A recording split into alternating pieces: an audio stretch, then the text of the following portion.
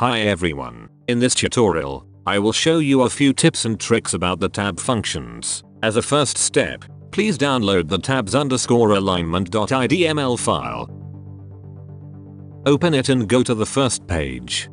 Task number 1, how to align the prices to the decimal dots. First, select the first text box and open the tabs panel by pressing the Command Shift T on Mac or Control Shift T on Windows. If you have selected the text box, the tabs panel will align to the origin point to the left hand side of the frame. As you can see, we have double angle quotation marks at the beginning of each line. These are the tabs symbols. Select the fourth icon from the left, which is the Align to Decimal tab. Now select all of your text and add in a tab wherever you want. I will add to 100mm. If you want to correct the position, simply click into the X field and edit the amount manually. As we can see, all of our text jumped where we added in the tab symbol automatically and aligned to the decimal dots. Easy, isn't it?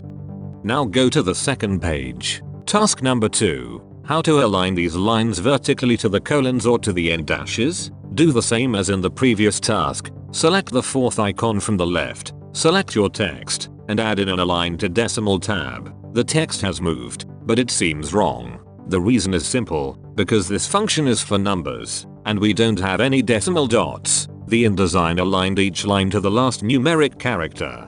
What should we do now? Go to the tabs panel, and change the dot in the Align On field to colon, and hit enter. See? If we change this colon to an end dash, the InDesign will automatically find these symbols and forces these lines to align to it. Note, always keep your text selected and hit enter or a tab after changing one of these fields. You can align to any character you want, but only one character. Go to page 3. Task number 3, how to justify text with tabs.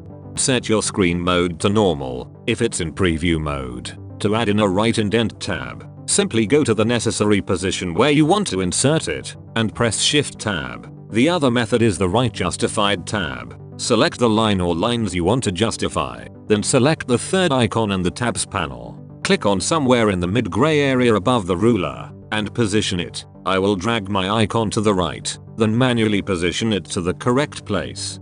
These two ways looks the same, but it isn't, just similar. In the first case we don't need to add any tabs on the ruler, so the text after the tab will just jump at the end of the line. In the second instance, we have to add the icon on the ruler, but in this case, we can add in leader characters also, if necessary. Note, you can only add leader character once you have the tab icon selected on the ruler. Go to page 4. Task number 4. How to use dots as leader characters. Go to the second line. Open your tabs panel. You can see that we have a right justified tab inserted already. Select this small icon. Then in the leader field type in any character you want and hit enter. I will use a dot. See, easy and quick. But what if we have the right indented tab? In this case we don't have any tabs on the ruler. Just drag a tab on the ruler, then enter the leader character. Because this tab is different than the others, the position is not important.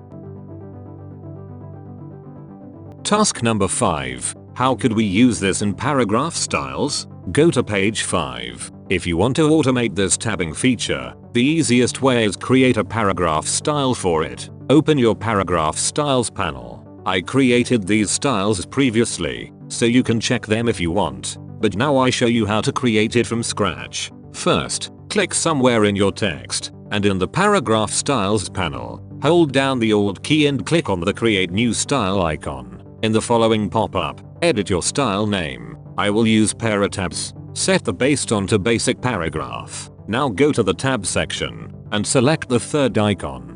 Drag the ruler until you will see the 190mm on it. Now click on the mid-gray area and in the X field below, edit the number to 190mm. Do not hit enter. Just click on the next field or press the tab button. If you want a leading character, just enter the necessary symbol you want. If you have the preview mode ticked, you can see what you changed. Almost forgot. On the General tab, tick the Apply Style to Selection box. If everything's fine, click OK. If you want to remove all of your tab settings from the paragraph style, just click on the Clear All button. You can repeat your settings by pressing the repeat button. Well, that's all. Hope that these tab tricks will help you in the future. Thanks for watching.